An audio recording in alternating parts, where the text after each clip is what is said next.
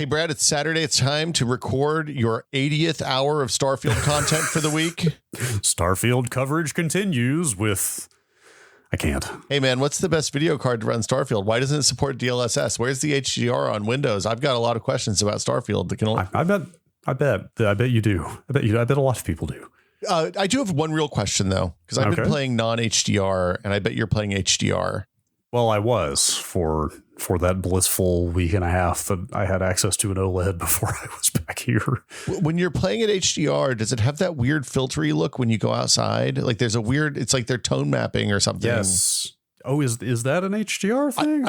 I assumed it was just a stylistic thing. I know exactly what you're talking about. Like you go into, it's mostly interiors. Like you go inside a building and the entire color palette shifts like very profoundly, and then back when you go back outside. Yeah, like I wasn't sure if it was a style choice or an after effect of them using HDR to make the outside seem more vibrant. That's a good question. Do I dare load Starfield on this PC that is also recording this podcast? No, that's a bad idea. I like stress testing things, but you're probably right. Yeah, no. I do not have HDR on here or my TV, so I could check. I guess now that I think about it, I haven't noticed that in SDR, so maybe that is an HDR only thing. I don't know.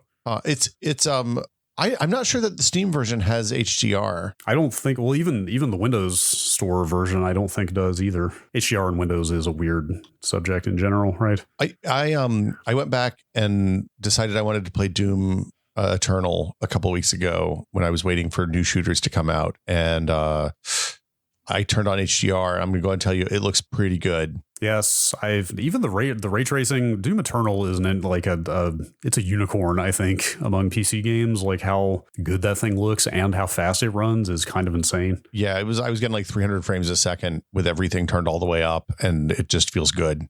Okay, so you're playing the Starfields. Yes, you're on a standard dynamic range monitor that runs at only a mere 1080p's. Are you feeling it? Are you feeling like you should go? You feel 100%. Like, because it's Labor Day weekend, Brad. There's big sales happening right now, like around you. There is a specific sale. There is a very explicit, almost too good to pass up Labor Day sale that I'm staring at very hard right now. Local monitors near you. Yeah. Local well, TVs. We would have to getting it here would be a thing. We would have to Look, you can TaskRabbit that, right? I don't know if I want to entrust a brand new fragile TV to somebody besides me. Just get an Uber, get that Uber Black, roll the Suburban back seat down. Yes, we'd have to make sure it was big enough. They have to stand up. You can't lay those TVs flat. Even to carry in your car home? No, they are quite explicit.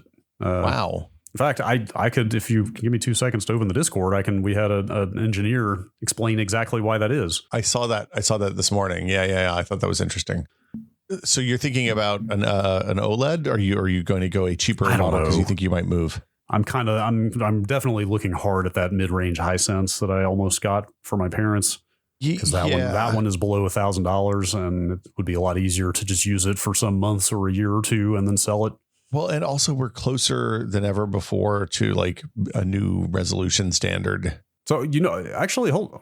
Sorry, I am all over the place. I do have this quote in front of me, but I'll address what you just said first. Hang on. No, the thing I was going to say is I need to correct myself from the TV episode a couple weeks ago. There are 8K TVs available. What? I totally had that wrong. What?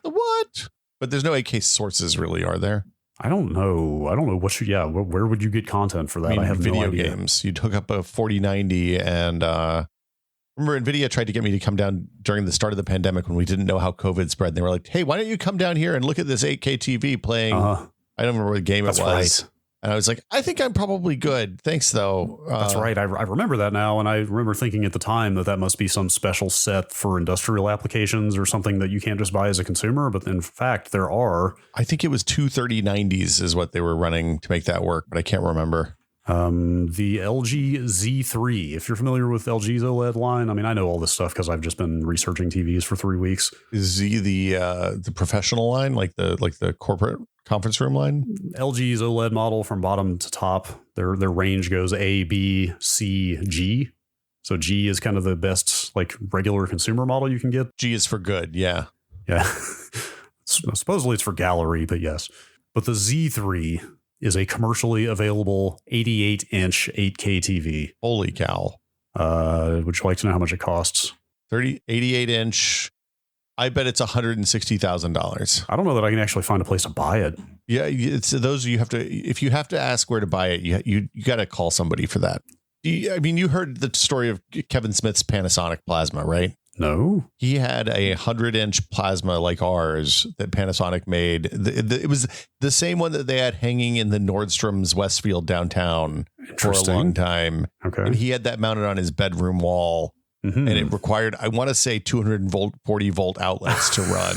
I could, as a longtime owner of a plasma, I would believe that. Yeah, and I'm betting that he probably had to get special air conditioning in the bedroom as a result, lest it not get too swampy in there. It's a good TV to have if you live in Alaska, maybe. Yeah, or in Antarctica. Okay. The 88-inch Z3 is a mere $24,999. Well, that's a bargain. I was seriously expecting six figures. So, Yeah.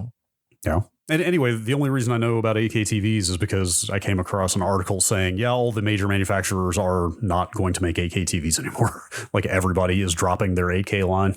Well, it seems like having spent time with 4K TVs, I don't see a real upside, and it's just going to make your data needs 4 times as much as high as they are currently. It's nuts. It's not necessary. But anyway, by this time next week, will I have a new television to discuss? Maybe. I don't know. Just don't carry it horizontally, because Nazi in the Discord says if you transport it while horizontal, the vibration is in the up and down axis. If it's flat, not too much of the panel will flex, given that it's twisting in many different directions. But when you have dynamic motion, the stresses magnify significantly. So manipulate it carefully while flat. I wish they would make the TVs slightly thicker. That's my takeaway. I wouldn't mind it. Once you get it where it's going, like the weight doesn't really matter, Nope. I would rather a little bit more structural integrity than any kind of like flex and lightness. Maybe this is the argument in favor of a curve, because then the curve will help support it a little bit. Never. Give me rectangle or give me death.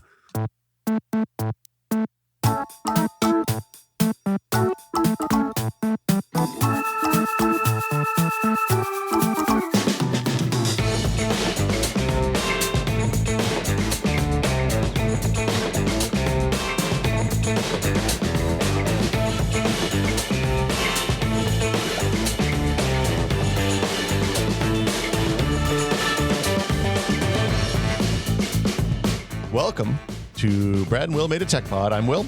I'm Brad. Hello. Hello. Hi. Hello. Hi. Hi. Hello. Hi. Hello. Hi. Yes. It is that time again, Brad. Mm-hmm. Yes. What time is that? Well, okay. So look, when we were talking about holding control in Task Manager to freeze all of the movement up and down of apps that are sorted by CPU utilization or memory utilization, so they don't wiggle anymore. Yes. I realized it had been a minute since we've talked about tips. It's true. Like shortcuts. I started to say life hacks for your computer, but I guess those are just hacks. Those are just computer hacks, Brad. I guess. But when you brought the Chrome Task Manager like tab killer to my attention, I was like, I would have said, and I was even a little skeptical about doing this episode, I would have said, surely there are no more tips left to dispense. We know all the tips, right? Okay. But then you hit me with that Chrome thing, and I was like, maybe look, there's always something new to learn and ease your life. I worked on a computer magazine for 10 years. We did a tips issue every year. Mm-hmm.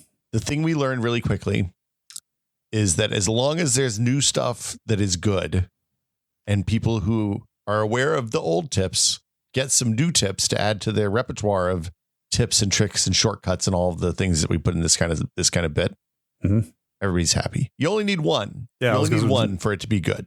Didn't you say as long as the reader, or in this case listener, walks away with one new thing that they like, they feel it was valuable? That was the bar I was led to believe by some fairly extensive focus testing while at Maximum PC. Sure. Now, whether this transmogrifies into the podcast form where you're sitting in the car screaming, I've already heard that one. I've already heard that one. Shut up, you assholes. We'll see. Let us know what you think in the comments. We'll see. Well, I hope to learn some things and maybe base some future life decisions on this episode. Yeah. I've been pondering something. You gonna go full-time Linux? I've been pondering something. Full BSD on the desktop. Even I am not that crazy. I might make the Windows 11 move at some point. What? In the not distant, not immediately, but at some point. So, okay, I'm going to go and tell you. Who am I? I actually, I've been thinking about this recently. I don't recognize myself. I'm thinking about getting a new TV. I'm thinking about moving to Windows 11. Yep. Next time you're gonna grow a huge beard. You're already on the way. It looks like. What is happening here? Yeah. I'm just upgrading things and replacing things. It's so unlike me. What's prompting this thought of Windows 11-ness? Honestly, I think it was really just becoming OLED pilled over the last couple of weeks. Like the auto HDR in Windows 11 is one of the big ones right now. It's pretty good, yeah. Like we talked about in the cold open, I don't think Starfield has built-in HDR. I can't find it anywhere. I'm afraid to launch it while we're doing the podcast, but I don't believe so. Yes, and so having an OS level HDR, I've heard it's quite good. Like I've heard a lot of people have said. I mean, I'm sure it's not as good as like real authored, engineered HDR, but like people have said it's surprisingly effective. So I don't turn it on because it's hard. I thought it was hard to turn off while streaming. And streaming HDR has weird results. People end up with weird, like partially tone mapped, janky looking video. Basically, I believe it's just a keyboard shortcut now, though. To turn it's it funny off. you say that because it's in the list of topics. I down didn't see below. that. Okay, well, I guess we'll get to that. Good. Yeah, good. But yeah, so yeah. It's stuff like that. It's the auto HDR, like the direct storage works in 10, but it's better in 11. Yeah, it's just they're just holding they're putting core technologies into 11 now that I want that I don't have. Didn't something ship with direct storage a few weeks ago? Diablo 4 is supposed to get it, but I don't think it has yet. Which like the load times in that game are already extremely fast, so I don't know how much that's going to matter. I'm probably fine. I don't. If you're thinking of Forspoken, I mean that was like beginning of the year, but is that still the only direct storage game on the market? I don't actually know.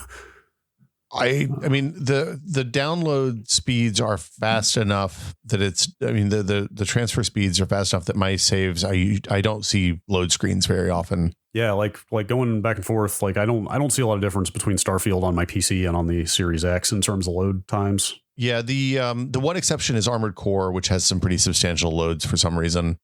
I don't see a good list of games that support direct storage on the internet. But anyway, Diablo 4 is supposed to get it at some point. I'm not 100% sure. Oh, yeah. Diablo 4 might be the second major PC game to support direct storage. Yes. Anyway, whatever. The list of Windows 11 features that I don't have in 10 that I kind of want is growing slowly and steadily. Like tabbed file explorer, for example. Like there's just enough you don't have now. Tabbed file explorer? No, they never. Nope. So you can just drag files up into the tab and it dumps into the folder that is represented by that. Look, there's a lot of good stuff in here. Stuff like the clip. Yeah, I've been using it for 2-3 years at this point. Probably it seems like. Well, what was you said right before we started that like it's finally there. It took them 2 years, but it's finally where you kind of want it to be. I think it's for what it's worth. I think it's been there. Like I built my new PC in December, and there was no hesitation about putting Windows 11 on it at that point. Yeah. But the stuff that came out the 2022 updates were both really good. Is what I would that's say. The kind of thing. Like I see people occasionally going like, I don't understand why he's still on 10. The reason is because I have no complaints about 10, and there are enough complaints out there about 11 that I'm like the condensed right click menu that everybody despises, for example. Like, and I'm too busy to disrupt my workflow that much with a bunch of stuff changing like that. And I'll say I was just holding off because I didn't want to, things were working fine and I just didn't want to have to deal with a bunch of stuff like that. But it's getting to the point where it sounds like there's enough stuff there for me that I kind of want.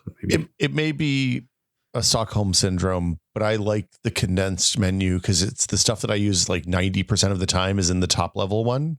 And then if I need the one weird thing, I just click through to it and I don't mind the second layer of clicks. But anyway, yeah. So, I can't wait to hear about your Windows 11 upgrade. Are you gonna clean wipe that, or are you gonna do an upgrade in place? Like I thought about maybe trying the upgrade in place first, just as a quick way to see if I like it. Although I assume there's no downgrade. You can downgrade, I believe. Can you? Yeah, until you take a major update from Windows. Interesting. Microsoft. That's typically how it works. Yeah, I might just do the quick upgrade first to see what I think. The last thing I'll say is just being on a new platform, new hardware. Like you kind of want to be on the modern Windows because who knows what's going on under the hood with the scheduler and stuff like that. Yep. Well, and there's stuff like my resume from sleep is fast enough that like it just happens. Like it is stupid fast on the new machine. So with 11, I never ran 10 on it, so I don't know what it was like in 10. But anyway, so this week, speaking of things that are changing and things that are new, we're going to do some tips. It's been a minute. Tips, tricks, shortcuts, tiny apps that we like that we wouldn't devote a whole episode to. The things that we do to our computers and phones and things like that make them better for us and make us like them better and make us feel good about our choices, I guess. I don't know. First one, I need whatever I can get in that regard. It's been a weird year, man. The first one is a phone tip, and this one is one I lead with. This one usually because this is my mental health is so much better after I turned off notifications for literally everything. I have notifications on for text messages. I have notifications on for Discord DMs. I used to have notifications on for Twitter DMs, but I turned that off because fuck that guy. I think that's it. Like I have priority emails in Outlook and Gmail or Hey, with the email client I use, are set to turn on for people that like it knows that I like and that I respond to usually. And then I get Teams messages during the workday. But I manage all of this stuff with focus modes on iOS. So I have different notification rules for different times of the day. Like during its work hours, I get Teams notifications, but outside of work hours, I don't at all.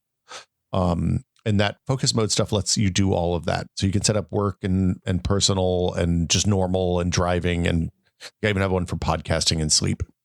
So I need this. I'm sitting here looking at my notification center. I mean, I'm straight up missing messages from people lately because I've got so many goddamn notifications I'm not looking at my phone all the time.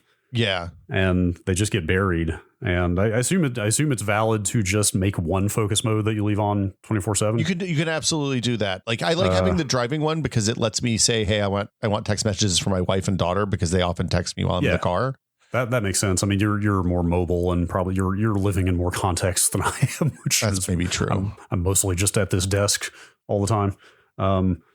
I guess my question there is there a benefit to setting all that up through a focus mode versus just individually going in and telling apps, hey, I don't want to hear from you anymore? Well, so you should absolutely do it for the apps. Like you should do it at the system level for the apps that you don't want to ever see again. So like for example, you know, every loyalty, like your Safeway app, which you use to do your loyalty card, or like when I was in down south, I was shopping at Albertsons a lot, and they have a nice thing where you go through and you scan the item and it's like, oh yeah, here's a coupon for this. You get 20 cents off. Those should never be able to give me notifications, right? Yes. Like all of that stuff, turn it all off. I leave delivery, like food apps that we order delivery from. I wish that you could say, hey, I only want to get notifications after I've used this app for an hour. Yes. That's the, like I'm sitting here looking like I love Too Good To Go. We talked about it a few weeks ago. Do I need it to randomly be like, hey, some restaurants around you might like? Like, absolutely not. Like, no, I never want those. And you can't ever turn them off. I just want a notification an hour before I have to go pick something up, and that's it. Like Uber, I try not to use Uber in general these days if I can help it, but Uber is the absolute VC money, man. It's like a bonus. Uber is the absolute worst about that stuff because you need Uber notifications on for if you need it, you know, but like they're constantly hitting you with all kinds of just like upsell marketing garbage. Hey man, did you know that you can get a pizza delivered from Uber Eats in the next 15 minutes? Thanks. Yeah, so stuff that I have on, I have like Air Visual on. That one's actually useful because it sends me a air quality notification in the morning. I have like my Adobe Account Access app. I have notifications on because when I log in, it prompts a notification for that, and that's important to come through. But like my flight app and All Trails and there's a bazillion apps in here that I just absolutely turn notifications off on, and then I use the focus stuff to prune down that list of allowed sometimes lists further. So like, you know, during work, I try to leave out all like Discord is obviously part of my work because of what I do, but like I turn off I'm my personal email doesn't pop up during work hours usually, right? Stuff like that. And the neat thing about that is you can set different backgrounds for the wallpapers. You can set different lock screens. So you can put like different widgets on the lock screens during the day. So I have like my work calendar during the day when I'm at work, and I have my not work calendar the rest of the time. Yeah, that's actually huge. Like I am increasingly really big on visual cues for being in different modes, like for like kind of stuff that like subconsciously suggests to you that you're in a different context without you actually having to look at something or read something. Yeah, and like the wallpapers I use like a picture of my kid for the personal time one to remind me that I'm not supposed to be looking at my phone. I should be looking at my kid. I use the weather, like the dynamic, hey, what's the weather outside where you are thing that iOS provides for work, so that when I'm stuck in my hole, I know what the outside looks like. That's a pretty good tip. And then you also can set different home screens. So you can have like a work home screen with your work apps. You can have a personal home screen with like Wordle and stuff like that. It's super duper useful. I find it to be just it's been a big quality of life improvement. The last part of it is, in addition to notifications for apps, you can also choose which contacts in your address book can notify you. They have to be in your iOS address book. They can't be in like a synced Google address book or something like that. But like I have it set so that anybody that's on my favorites list can send me a text anytime except for when I'm asleep. And when I'm asleep, it's only my parents and sister-in-law, basically. That's cool. And kid and wife, I guess. Now, yeah. Can I ask, what is the configuration overhead of all of this? Because it sounds like a lot of work to manage all of that. So I set them up one at a time. I had done a lot of this with shortcuts before they added the focus feature in the last version of iOS. It was more work then. It's a little bit less work now. I find it to be like, I spent an afternoon on it, probably all told. It's spread out over a period of time, just tweaking the different ones. And I'd set up one at a time, go through the things that I thought I needed. And then as I realized I needed something that wasn't popping up, because you can still access the stuff that you're blocking off. It's just down in a, hey, we're saving this for you till later. The one thing I will say, and the knock against using the focus mode all the time, is that when you come out of a focus mode, you get a notification with all the shit that you missed. And if you keep it in focus all the time, you'll lose that. You also can set it, like if you work in an office and then come home, you can set it to automatically change that stuff based on stuff that Siri notices. Like you always use work mode when you're at work, and you always use home mode when you're at home. You do personal mode between like 7 and 10 p.m. at night when your kids are going to bed, stuff like that. And eventually it'll learn and automatically change over. I find that to be kind of unreliable, and I just set it to do. I just time box stuff. I have a couple other questions here. First of all, I'm always a little self-conscious about how hard we go on iOS stuff here, because neither of us uses Android on the regular. But do you know if has Android introduced like somewhat similar? There's usually like broad feature parity, I feel like, between different mobile ecosystems these days. I assume something similar exists there. Yeah, I know that they have a focus mode. You can pause apps that are distracting. The same thing. I don't know how granular their control gets, but it's been around for the last year or so. I think it came out in last year's updates. It looks like an Android 12. Okay. Or 2 years ago, rather. Yeah, it's worth taking the time to set up, though. It seems like a lot of overhead, I realize, when I'm talking about it this way, but it's not that bad, and it's a pretty good. It's good. The less notifications you're getting bombarded with, the better your brain is usually, at least for me. Yeah. It sounds like the kind of effort that is maybe a little painful, but once you do it, you're like, how did I not, how did I live before I did this? Yeah, like my bedtime one, my sleep one has like my Kindle app and Wordle, because those are the two things I usually do. Sometimes I put music on or a podcast. So, oh man, you read Kindle on your iPad? Yeah, fairly regularly. Yeah, interesting. Yeah, I turn the brightness way down and have a black background though. I'm curious. Are there? I mean, boy, this is getting really far afield of the episode topic, but like, are there sort of cognitive different? I was under the impression there were like cognitive differences between looking at like an LCD, like a traditional backlit screen, and something like an e-ink display in terms of like sleep health and stuff like that. I thought it was all about the amount of light that's emitted. Is it just light and color temperature? The blue light is the science on that's a little fishy, it seems like, too. Interesting.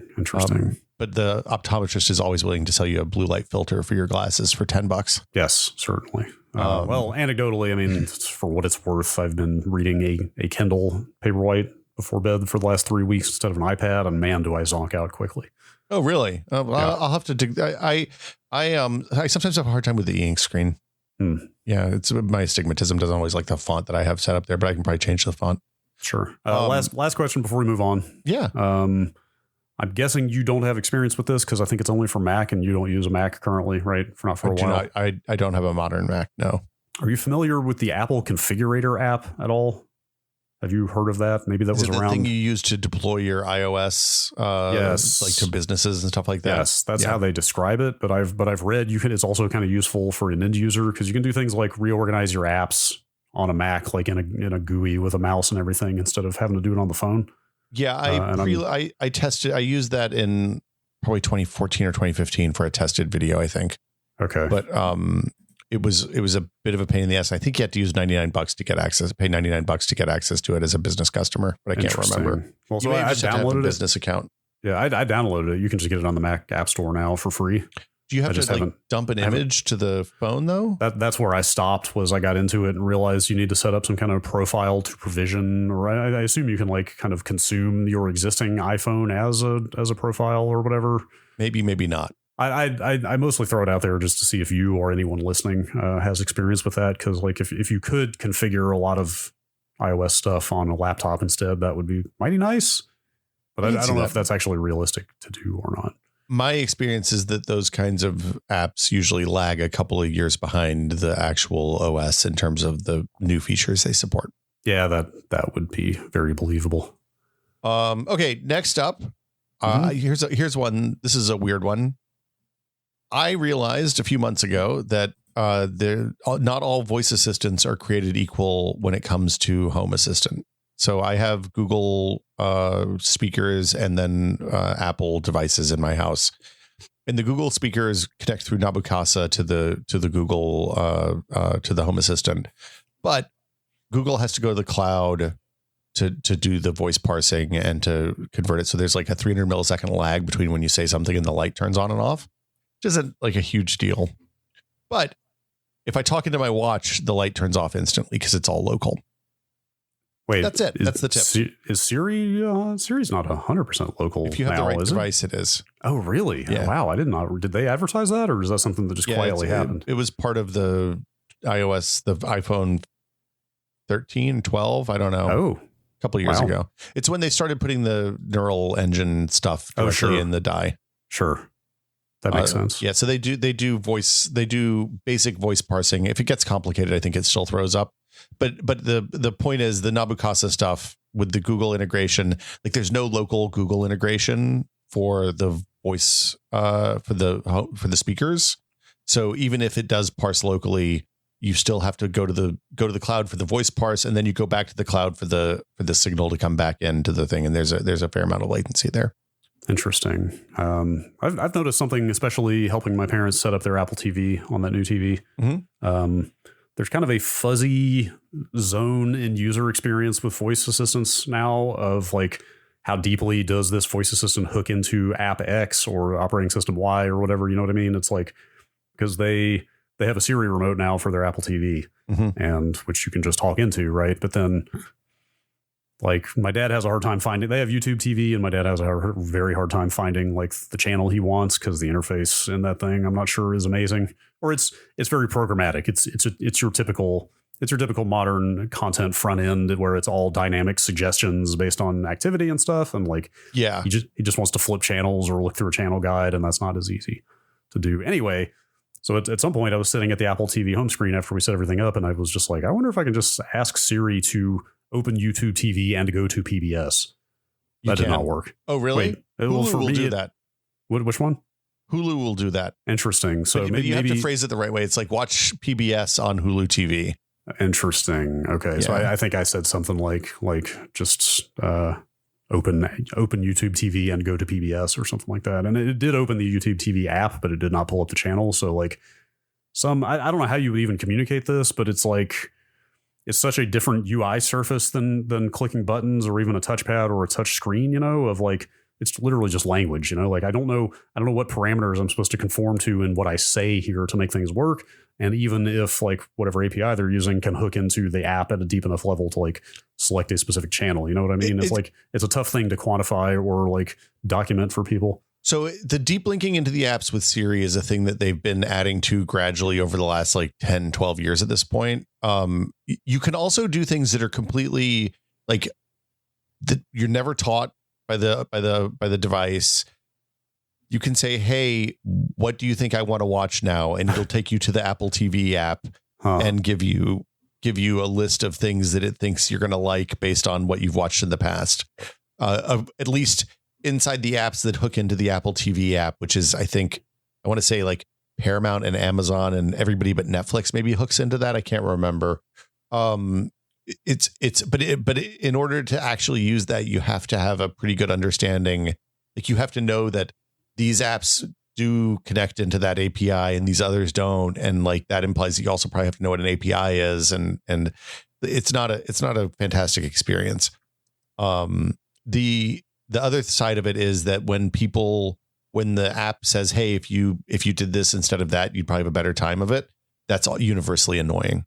Yeah. So like, I don't know that there's a great solution for that, but Hulu, you can deep link in. For what it's worth, you can say, I want to go to the channel guide on Hulu and it'll take you right there, I believe. Okay. I might encourage them to keep trying Siri on that thing then and just see. But I mean, it's like for people who are not like very tech savvy, like when things don't work the first time, they're not necessarily inclined to keep trying different ways. It's more they just get intimidated and kind of give up. So I was going to say the other thing is we tend to go for the more specific approach. Sometimes you can just say, watch PBS. And if you have the YouTube TV hooked into the Apple TV app, it'll just be like, oh, okay, PBS is available on YouTube TV, so we can just go to that and it'll just take you there.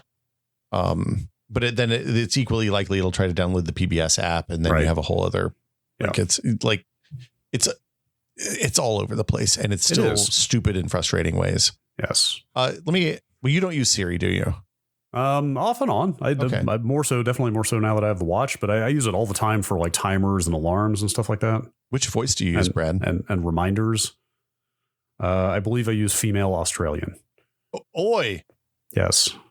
I'm a male British. Okay. All right. More of a Jeeves kind of situation. If I'm gonna have a digital butler, I want a digital butler. Fair. How do you feel about secret modes in apps? I love them. I love secret anything, secret menus. Like In-N-Out is famous for its secret menu where you can order the burgers all kinds of different ways. I always feel a little bad ordering stuff off of secret menus because then it's like it seems like it's more work for the people that work there. You got to tip well when you do that. I mean, well, at least at In-N-Out, it's like built in. I mean, that's part of the experience. I know I've talked about it before. I wonder if they're still in operation. I mean, this is like 15 years ago now at GameSpot. I had a lead on a secret barbecue place. Ooh, which actually in San Francisco? They just shut down 3 years ago. They were in Oakland.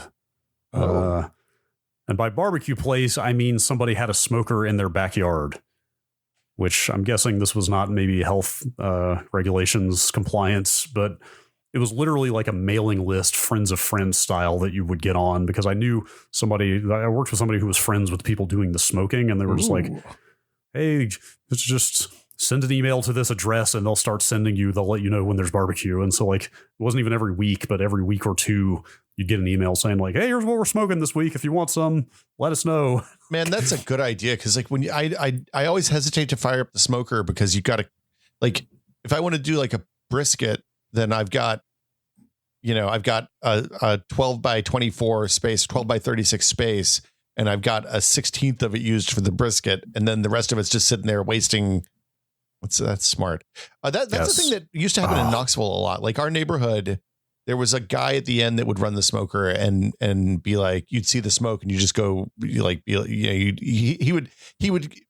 Okay, realistically, he'd come over with a couple of Keystone Lights and be like, hey, I'm going to smoke on Saturday. You want me to chuck something on for you?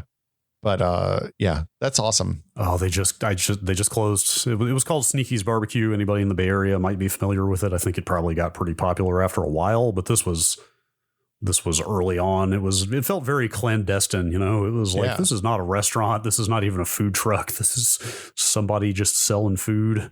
Did you ever go to Cat's Head over by I'm sorry. I just have to say it was Carolina style also. And it was mustard. Oh, it was so good. Yeah. Oh, the ribs were so good. Anyway, go on. Did you ever go to Cat's Head over on Division? No. It was over by Costco in the city. It was the best, probably consistently the best barbecue I had in San Francisco. Man. Yeah, which is not that easy to come by around here. It was like, but the thing is, when you live in Northern California, everybody's like, oh yeah, man, I love Memphis Minis or some bullshit. And you go there and you're like, oh God, this is inedible. Yes. Oh, wow. The Cat's Head Barbecue website is still up, but it talks about itself in the past tense. Yeah. Cat's Head Barbecue was the combined dream of Richard Parker and Pamela Schaefer. Their goal was to bring delicious authentic. Oh man, when you went into the place, you couldn't eat in there because if you went in, you'd smell like you were inside a smoker. I mean, so you basically go in, grab your food, and get out as fast as you could. But it was real good. I'm not sure that's the worst thing, but anyway. Yeah, I don't know about indoor smokers, but anyway, back to the tips. I don't get to eat for another 4 hours, so we have to stop talking about this. Okay, so secret modes. You like secret barbecue. You like secret modes. Brad, open the iOS Discord app for me, and then go to your settings, not like the server settings, but the settings for your user account. Yes. And then scroll down into the third section where it says app settings and tap on appearance. Okay. And then tap on dark. Like just hammer it. Just tap it a lot. Okay. I was already set to it, but you mean hit it over and over? We're gonna take you darker, Brad. This is how you unlock the secret AMOLED mode, which changes the background from like dark gray to pure black. Oh yeah, look at that. I didn't count how many presses that was. It's like 10, but just basically you just hammer it for a minute. This was a tip that came just from folks in the Discord, and it is fabulous. This just hit me. I'm sure this is pretty cliched, but this is just straight up like childhood Konami code memories coming back, right? That's why I love this so much. Here's some secret shit.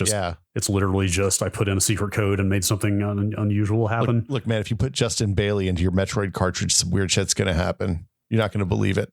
Now, I think this is a one and done. You cannot like get rid of that and do it again because I just want to do this. I want to activate the secret again, but it's already activated. Just delete Discord and then log back in and all that. I think I probably hit it somewhere between 6 and 10 times before the experimental setting popped up. Yeah, that's awesome. And that works on iOS and Android. And the point is to stop creating gray pixels when you could have black pixels. Yeah. So that your OLED based screens will eat less battery. Yeah. But you can do it just for aesthetics if you don't have an OLED based screen. Sure. I got another hot tip for Windows users out there. Okay. I'm a Windows user. You know what I hate in my Windows? What's that? Bing. Sure. Yes.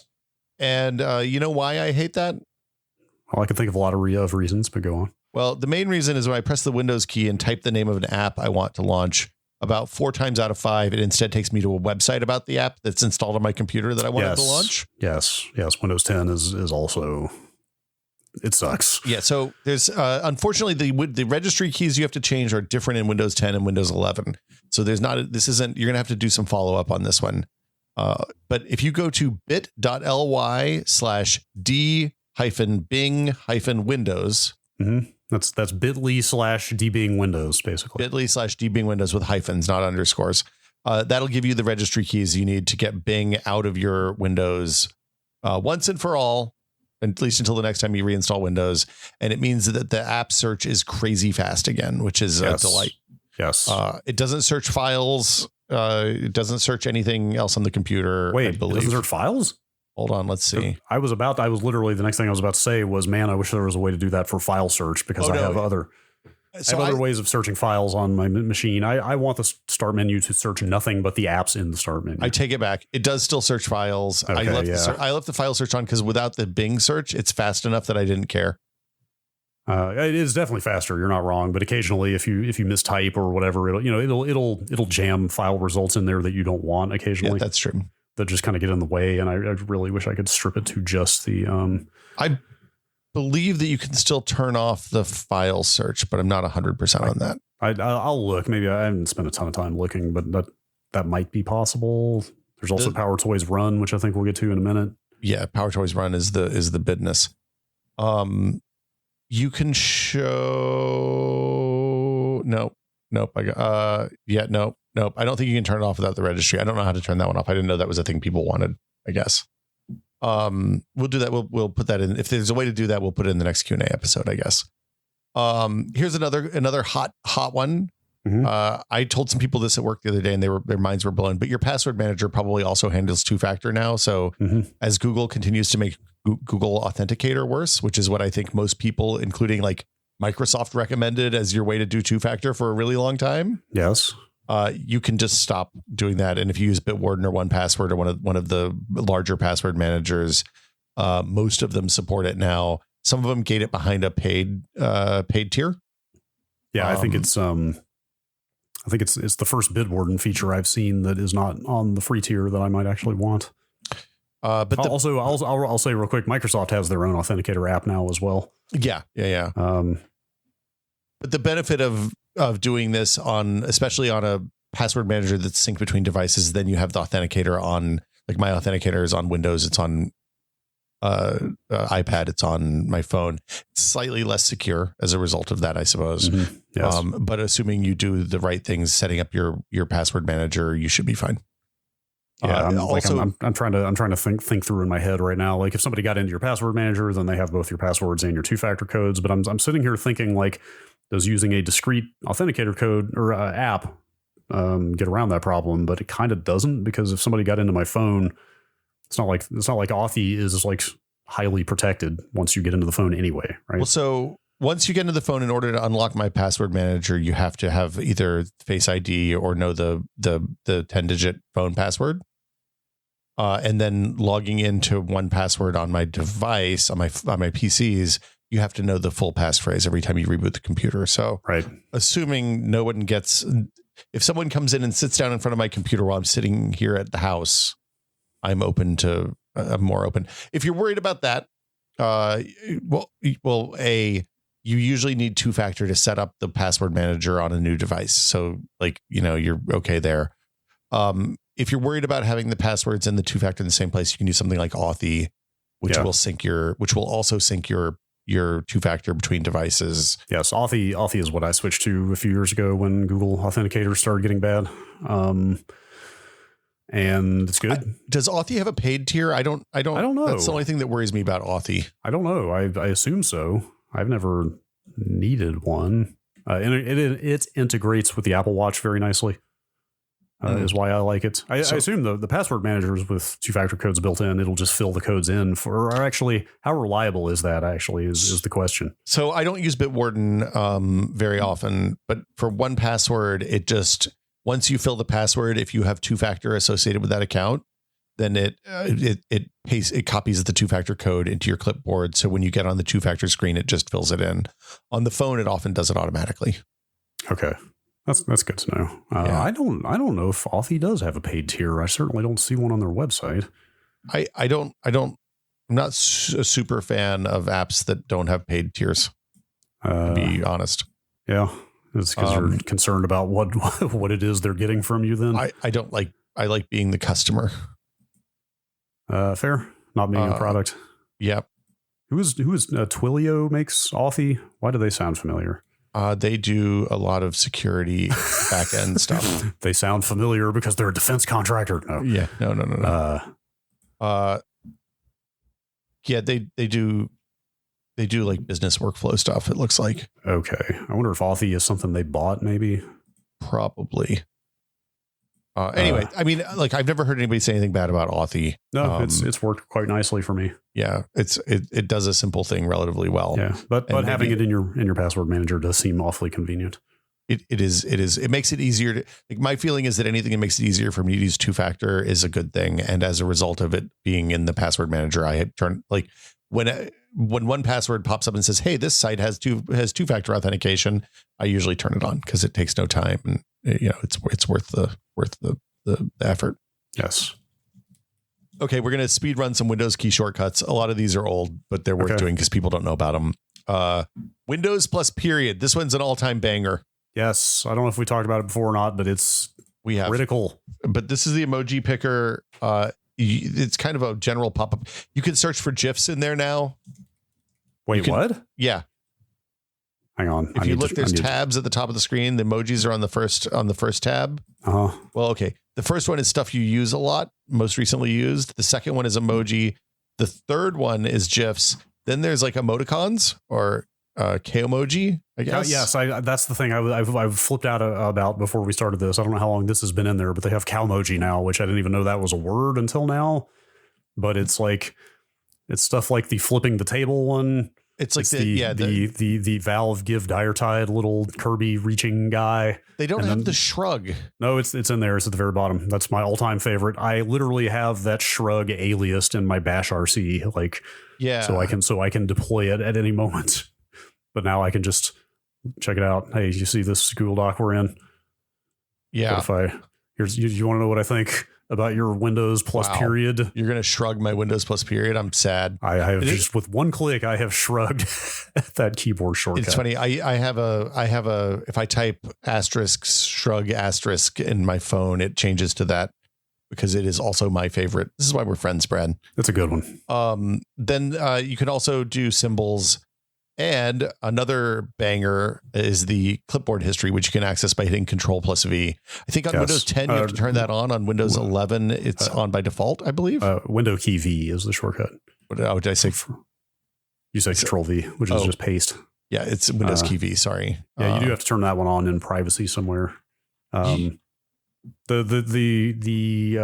Win key period of the emoji picker is also useful for just a bunch of like ASCII or Unicode symbols as well. Mm-hmm. Like you can no longer do you have to go to Google and Google the word trademark to get the little superscript TM to paste into a document. You can just hit this and click it, and there it is. Do you want to tell somebody that you take money in fancy euros or fancy pounds or yen? So I have got all those right there at the top. I've just trademarked the shrug, as you see. Here's a control. Here's a $sign Celsius symbol just right on top. I didn't know that this was even its own code, but there you go. I'm gonna this might be a little too meta. Yeah, I'm gonna paste this line into the episode title field and see what happens. Oh boy, that's gonna jack up every podcast reader on our. Oh wow, yeah, it's gonna do bad things. So it actually Simplecast auto generates the URL for you when you put the title in, and it stopped after win. Yeah, that seems right. Maybe I should not do this. No, you should not. We should not make that. I'm going to beg you, please. Hey guys, I saw that there's a new episode, but it's not on my podcast reader. Yeah, fair. Yeah. I mean, of course, this is also how podcast history is made, because maybe we'll break somebody's the head unit in somebody's car by sending a lot of non ASCII Unicode stuff in. Yeah, anyway, I had to dig into some of that stuff not too long ago when I wrote that small Python utility for crunching podcasts and started getting into some very interesting esoterica about like which podcast metadata does and doesn't work on different platforms. Hey, iOS 17 is bringing podcast images to the podcast official Apple podcast app. Interesting. Like what was it? What was it if you're using ID3? V1 ID3 V2.3 4. If you're using ID3 V2.4 and your chapters are longer than I think like 52 or 51 Unicode characters, they break on Apple Podcasts. But if you use 2.3, you're fine. It's like terrible. that's what it's like dealing with podcast metadata for anybody who's wondering. Like it's a fucking nightmare. But you know what's not a nightmare is your clipboard history. If you hit the Windows key plus V, you can see the last few things you clipped and copied and pasted. If you don't see that, you can go into the settings app and search for clipboard. And there's a setting at the top there that says enable clipboard history on Windows 11. And I think Windows 10 now too. Yes. Windows Shift plus S. Yes. I think we did talk about this one a few months ago, but it's worth reiterating. Like Windows plus period and Windows plus Shift S are like the two that no one should live without. I use these every day. Yes. Windows Shift S pauses the frame buffer on the screen. And then you can grab either the whole desktop, both desktops. If you have multiple monitors, you can make a lasso, like a arbitrary shape lasso around whatever you want to grab, or you can grab just one window. Yes. It's fabulous. It's really good. It's never install a screenshot utility again. Yeah. Actually, reasons. Well, yes, the last time this came up, there were people on the Discord with opinions that there are some better ones out there that have more features, but I have a tool. Still nice to have that. I have a tool that grabs a screenshot every 10th of a second. and just saves it in a folder. I could see the use there. Yeah. Yeah. It's then going through those is an all day affair. Anyway, Windows plus R is run. It opens the run menu, but I actually like better than that to install PowerToys and use the launcher. What's it called? What do they call in PowerToys? PowerToys Run. PowerToys Run. It's basically the Windows equivalent of Spotlight from macOS. Yeah, it just pops up a big thing in the middle of your window that's like you type in what you want to launch and it launches there. Yes. Win plus L is how it locks your computer, like without waiting for the screensaver to activate.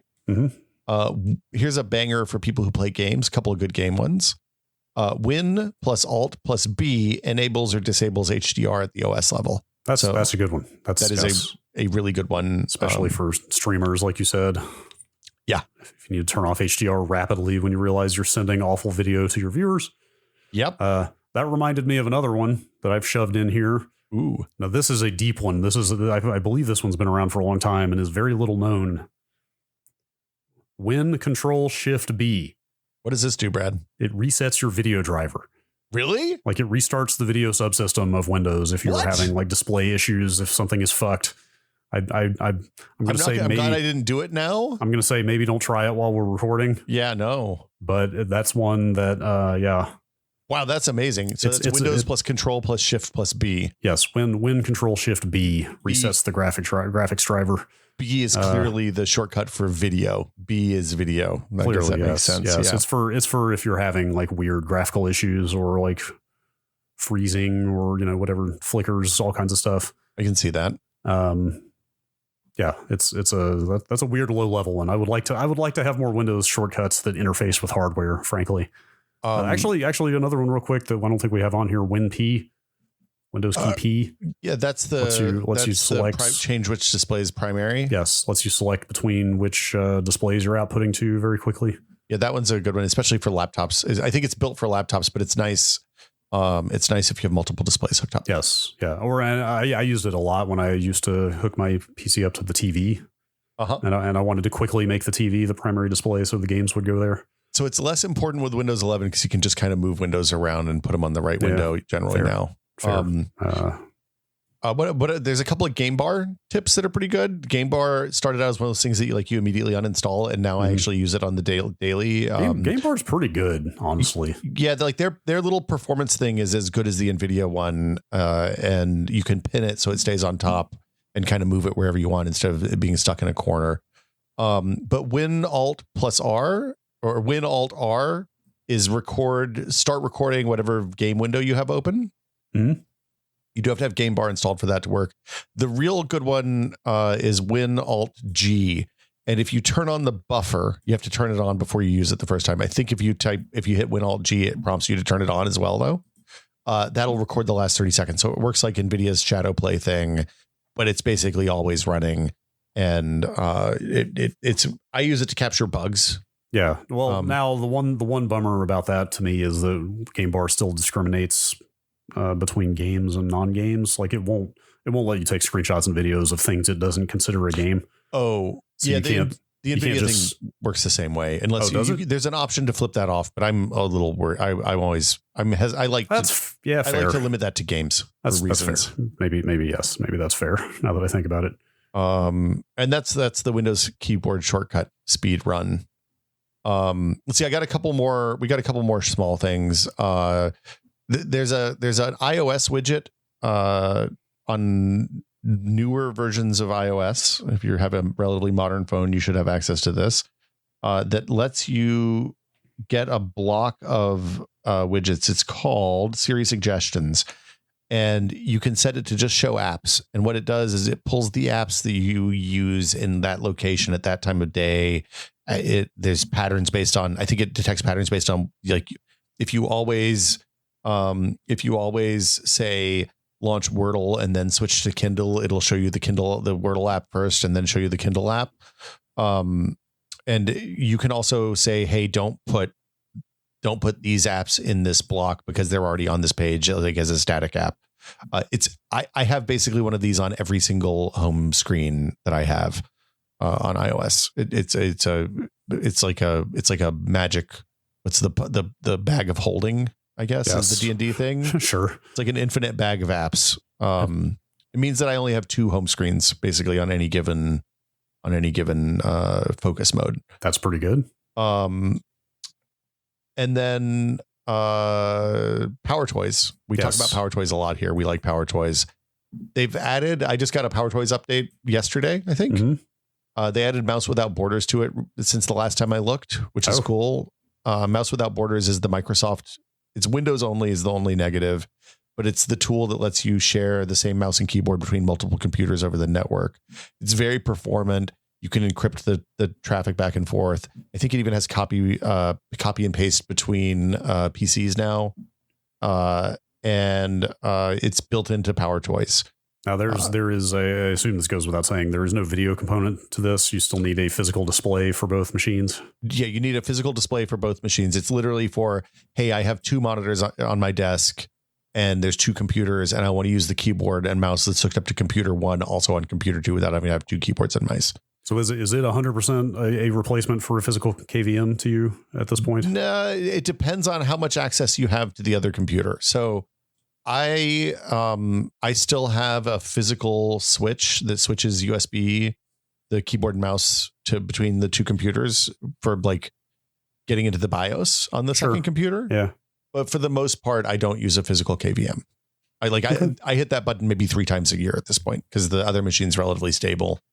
And it works pretty well. You can you can share files. You can copy and paste files between the 2 computers using this up to like 100 megabytes, I think. Share the clipboard.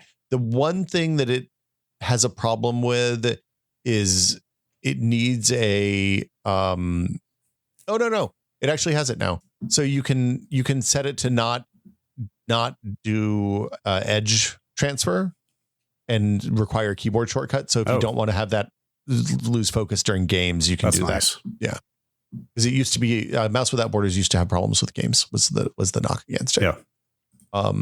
So yeah, mouse without borders is pretty good. Yes. Here's one that I just thought of that they just added this one recently since the last time we talked about PowerToys, which I think was back in May. Peak.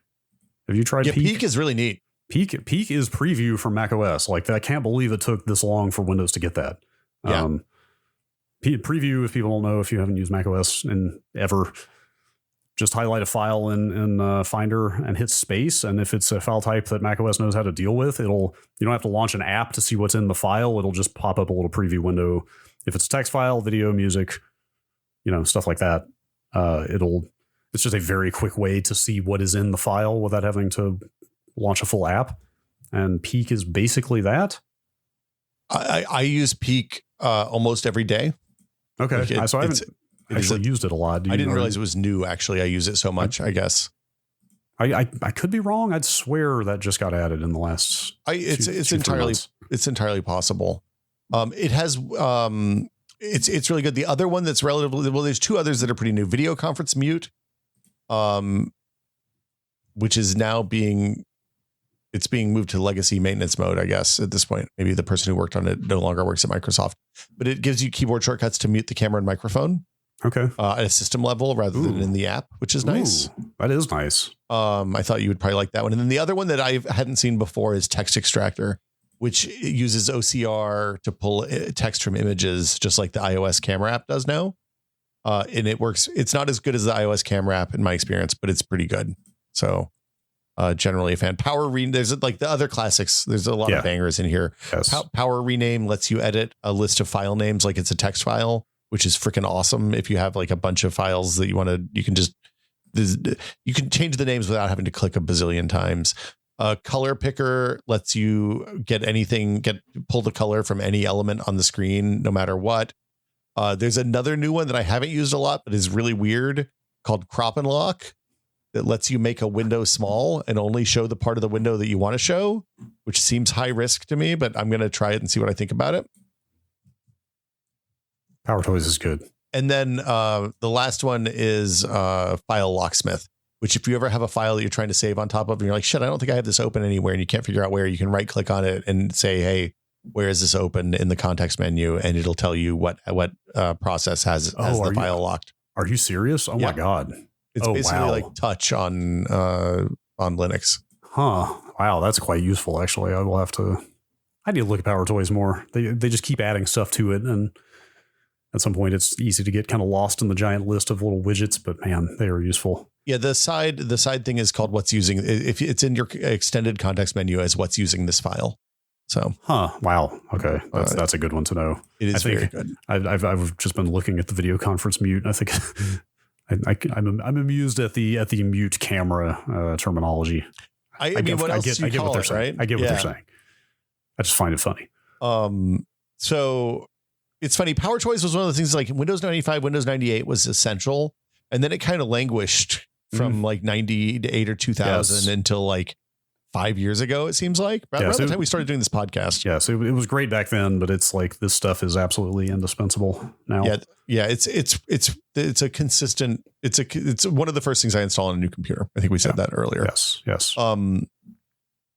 Okay. All right.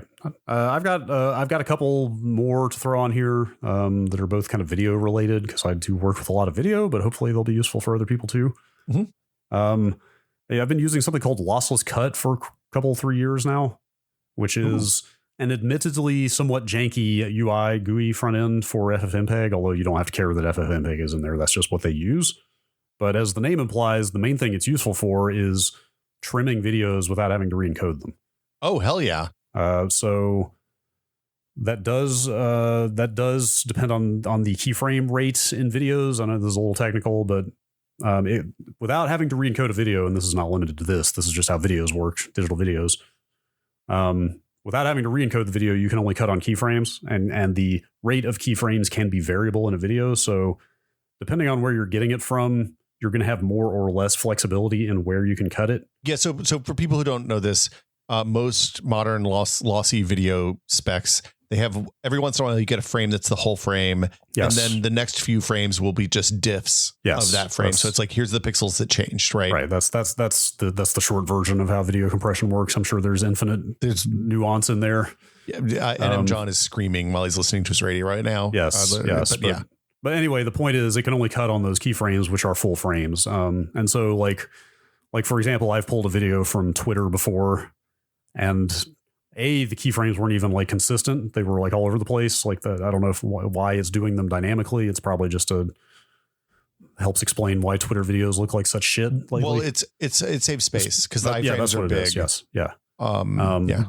But generally, like with OBS or something, like the videos I record, you just set a constant keyframe rate, right? Like either by frames or by seconds. So like, as an example, like if I'm recording a video locally that we're going to put up somewhere, I set the keyframe rate super fast. Like I want a keyframe every half second or whatever. Yeah. Because then at the end of that, I come out with a video that I can throw into LosslessCut, and I've got basically half-second increments where I can trim the video at the beginning and end, and it saves as fast as it can write the file back out to disk. Like there's no compression, no encoding going on. All it is doing is rewriting the file out with those new time codes. It's super useful. Like I said, the UI is a little bit, it's fine. It takes a little getting used to. But you can see a preview of the image while you're cutting it, right? It's not like you're saying cut it at this time code or this frame number. You get a full frame preview of the video in real time that you can play. You can also, like, there are keyboard shortcuts for stepping between keyframes. And I assume it puts the right header and trailer on the video container so that the video plays and everything easily. Yeah, and it's got all kinds of output options for format. You can tell, I want to output MKV or MP4. I want to output just the audio or just the video or both. Put them in different tracks, like all kinds of stuff. Like that sounds great. I mean, granted, it's more useful if you're in video production. There are other ways to do this as well. It's just a very fast way you can just literally drag the video in, just set the in and out, click a button, and you're done in 30 seconds. Very nice. The other video related thing is that I have kind of mostly moved to MPV from VLC. Ooh, drama, scene drama. I don't know. I mean, well, I'll say this. Audio files are still associated with VLC. I'll put it that way. I think for a variety of reasons, it's still better to play audio in VLC for me for now. But is this based on FFmpeg instead of the VLC?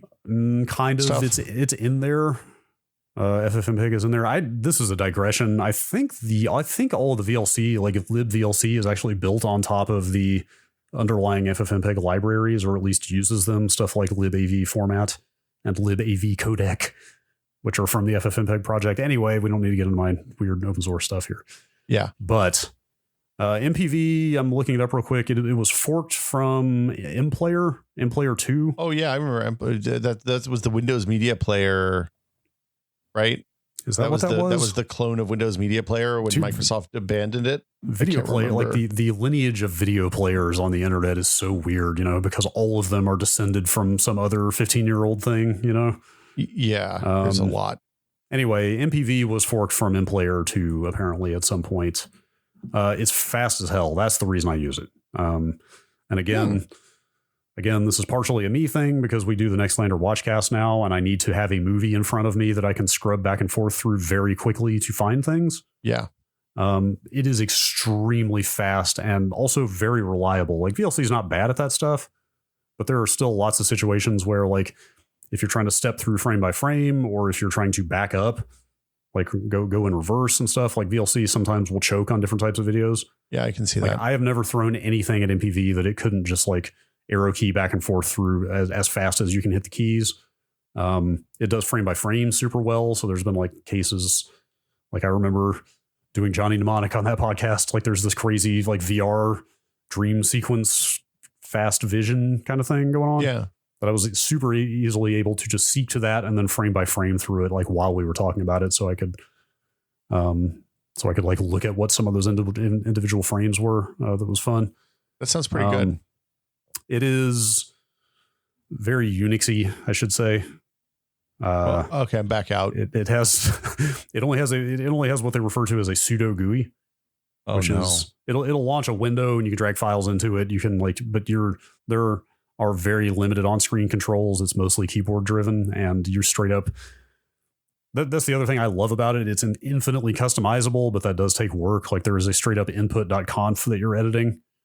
But I was able to go in and set up like custom shortcuts for like skip ahead 1 second, skip ahead 5 seconds, skip ahead a minute, 5 minutes. You know what I mean? Like I can open a video and get from the beginning of the movie to like the last 10 minutes in about 5 seconds.